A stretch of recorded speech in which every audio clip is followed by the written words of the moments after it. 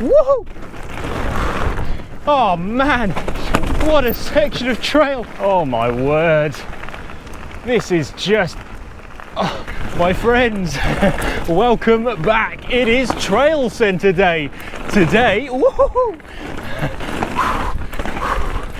I am at Gisburn Forest, right up in the heart of the Pennines, and it has been a very long time since I've ridden an actual trail centre.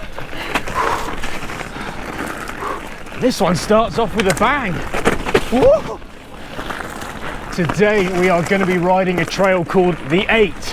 That's because it's a 19-kilometre loop in the shape of a figure of 8. If you're new here, a very warm welcome. My mission is to ride and document the best mountain bike trails in the UK. That's it, it's as simple as that. And I record all of these rides on Trail Fork so that if you want to come out here and ride exactly what I'm riding today, you can. Oh, it's gonna be a wet one today. Oh yeah, nice. Hey, check this out. So this is Stock's Reservoir, that was a fantastic engineering feat back in the 1920s. They started construction on it in 1921 and it took 11 years, of which they used 732,000 cubic yards of clay to make the embankment. I mean, that's just a phenomenal feat. I can't even comprehend how much clay that is. But what a beautiful spot. Stock's Reservoir, it just sits off to just to one side of Gisburn Forest, which is the largest forest in all of Lancashire. It boasts a phenomenal 3,012 acres of woodland, 16 kilometres of which is made up of single track for us mountain bikers. And it's an absolutely beautiful day to be here in the woods riding. There's already a sense of adventure, and that's what it's all about. I've done a lot of riding recently on the natural trails and the peaks and the dales, so it actually is really nice to be back at a purpose-built trail centre. I suppose with the natural trails, the big part of it for me is that immense sense of isolation you get. You know, it's just you out there with your bike out in the middle of nowhere. You're having to navigate through trail forks and OS maps. But I suppose the downside of that is you don't really know what you're getting yourself into. There may not be a lot of photographs to have a look at or in-depth trail reports. When you come to a trail centre, you know exactly what you're going to get. Oh, this looks like a bit of a push. Little bit of a pedal scrape on the compression. Oh yeah, yes. I'm puffing. Now I am wearing my thermal layers today. I'm starting to regret it. I'm getting hot.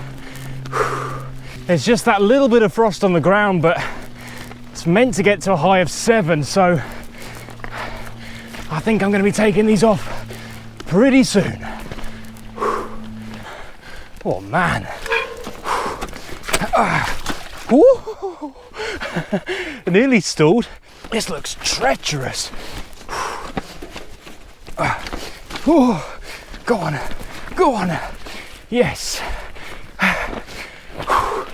Oh, looks a lot easier than it was. We had a record amount of rain yesterday when a storm came through. Left lots of flooding down in the south. If you're watching in the south, I hope you haven't been affected too badly by it, but there is going to be a lot of water on the trails today.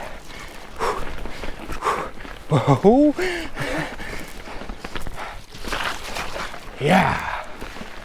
It is great to see here that the trail markers have all the OS map coordinates, the what 3 words on them. I first came across that when I went to Howden Forest Park, and I just thought it was such a good idea. You know, if a rider gets themselves in a bit of trouble or they've hurt themselves, you know, the Forestry Commission will know exactly where they are, the ambulance crews. That's only the second time I've ever seen that on trail markers. My girlfriend actually did tell me to get what 3 words, and I just can't believe that it will direct someone to a square metre within your location. I just can't believe there are enough words in the English language to cover all areas. Do you presume that the words are just generated that other people aren't using at the time? I'm not sure, but it seems like a great little app to me. Whoa. Whoa, that's a bit of a surprise. Yes. Go on. Oh man. The forest here already is just magical. Look at this place. It's just unbelievable, the greenery. Oh, it's a little bit darker in here. This is where the camera's going to struggle and start to shake. Woo. Oh yes, nice. Woo. Epic. Gisburn is notorious for its old school style trail system. I didn't really know what that meant before coming along today, but I'm learning that it means these twisty, tight, technical, quite natural looking descents. I'm all for it. Oh yes. Woo.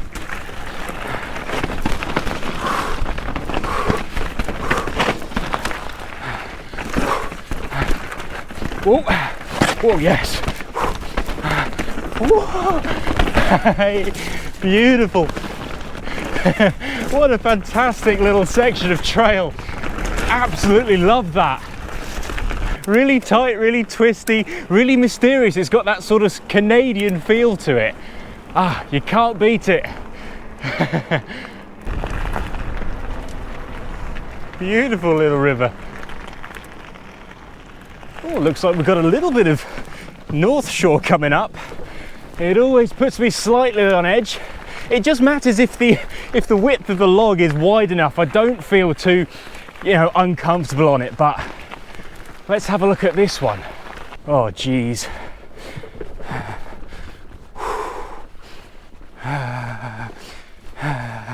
Nope. Nope. No. Nope. I think it's just a little bit too slippy today. That's going to be my excuse. It's just something about those things that just puts me on edge. I know they're not necessarily very high and you could just jump. I don't know how the riders of the Northshore actually ride those skinnies that are 10 feet up in the air. Oh, makes my skin crawl. Oh, could be slippy. I don't have any chicken mesh on them. Well, not too bad.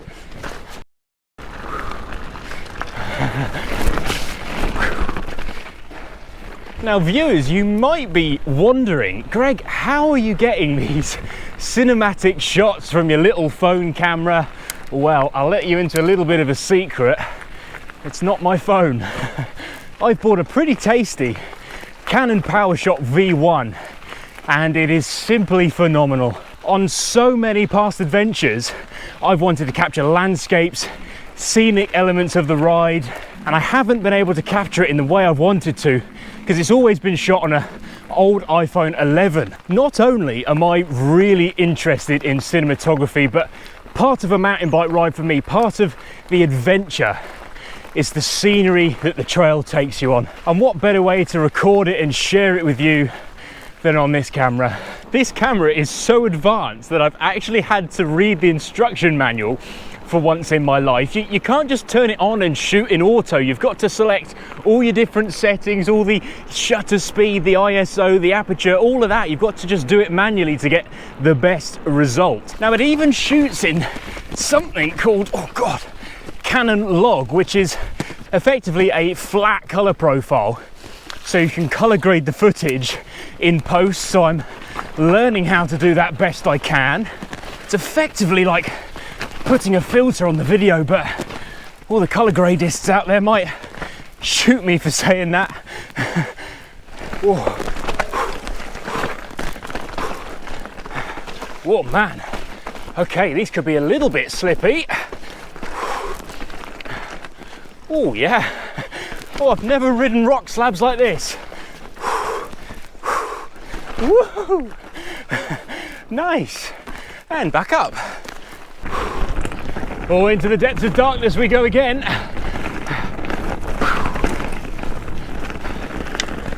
Whoa! Whoa, hello. Okay. Oh, nice and steady. In fact, I'd probably pedal on this. Oh, oh. Oh, it's enormous. It goes on forever. A little touch of ice in places on this as well. Yeah, so this camera will just add a little extra to the story of a ride, a little extra to the story of the adventures that you see here on Trailview. So it'll just add that little bit of documentary style cinematography to the videos. I really hope you enjoy them. I love taking them. Oh man alive.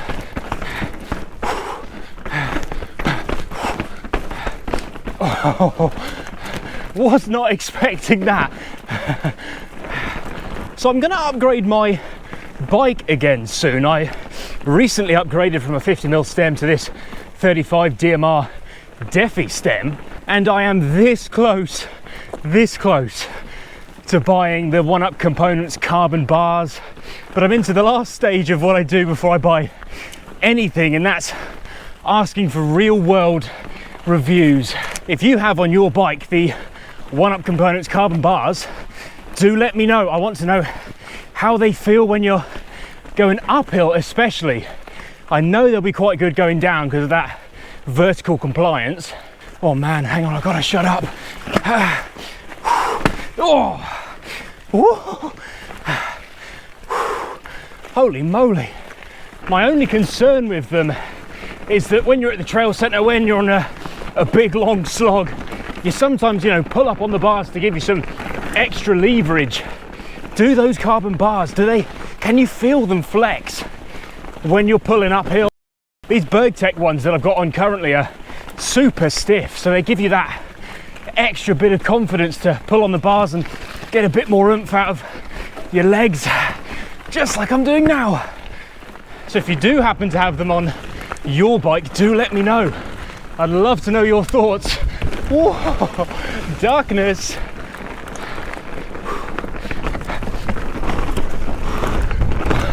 Woo! Oh yeah.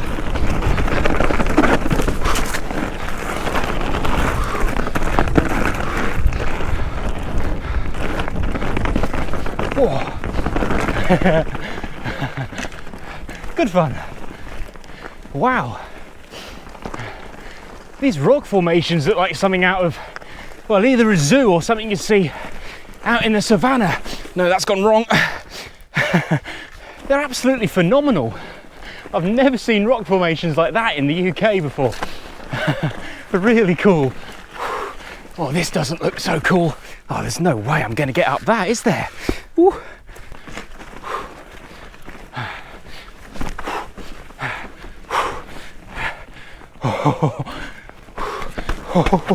Rock rolls in the UK. Love it.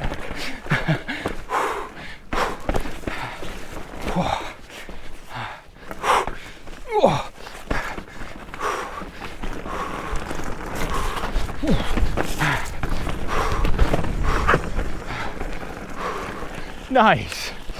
I tell you, stuff like that really makes a trail centre here in the UK shine. It just makes all the difference, just a little 5-minute section like that.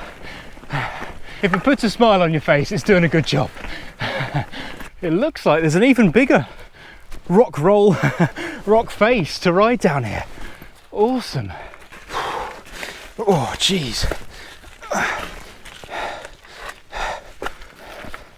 Oh man alive. So that peak there is Ingleborough, and then the one beyond it just over in the distance there is Whernside. That's the highest peak in the Yorkshire Three Peaks. It stands at 736 metres. That is the second at I think 724 if I'm right.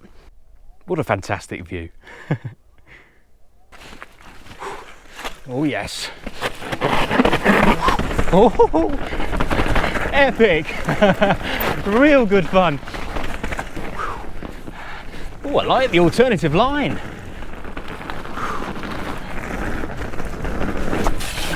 Whoa.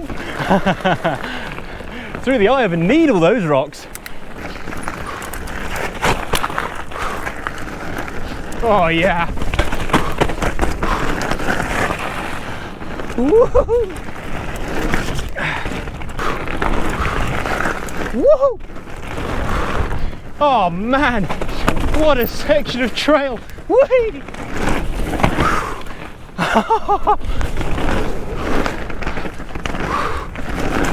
Oh, this is epic! Woo! Oh yes! Whoa! Whoa! Whoa! I'm flying out of that.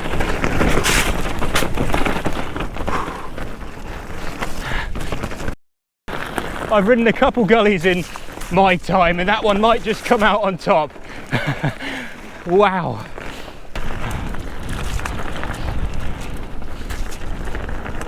Oh, river crossing, yes please. Oh yeah.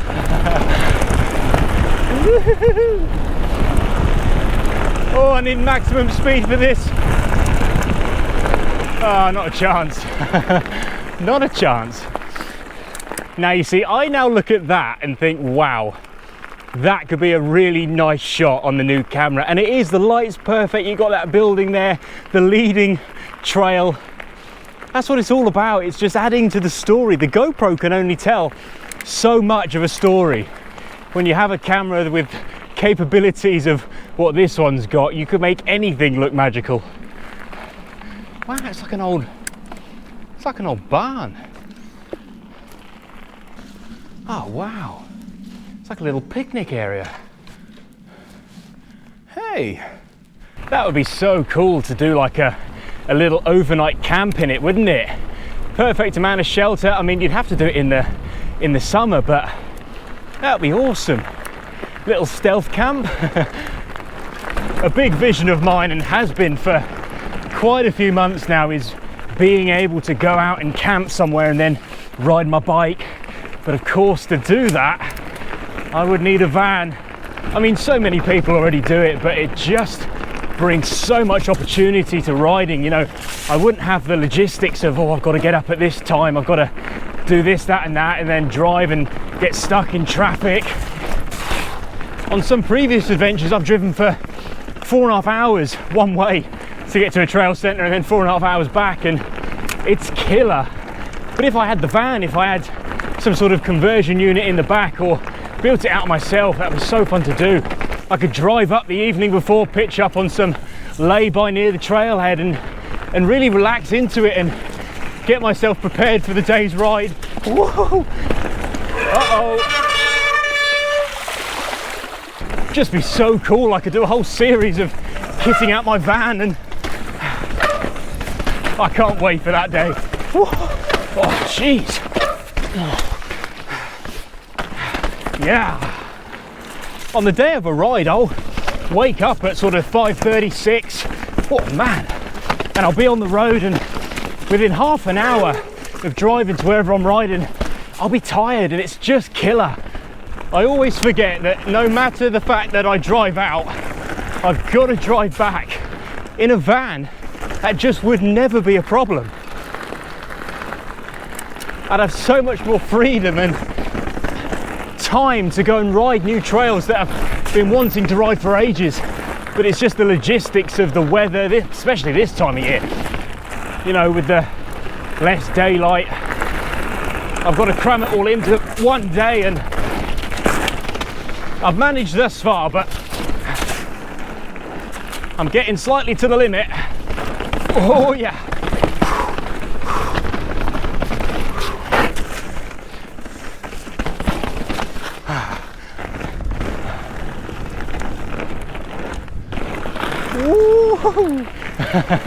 Oh, lovely stuff. Oh man alive, look at that. Oh, that is superb.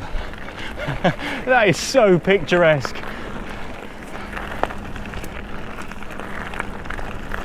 Is there anything more pretty than that, hey?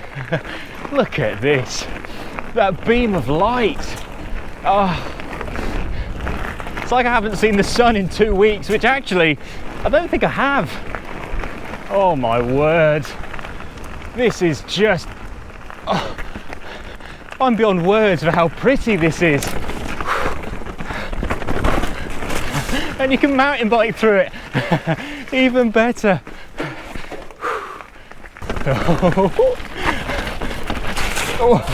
Oh no, uphill.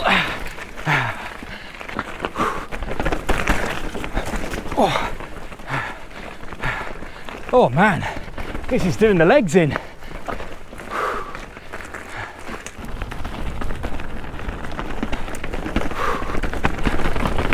Woohoo!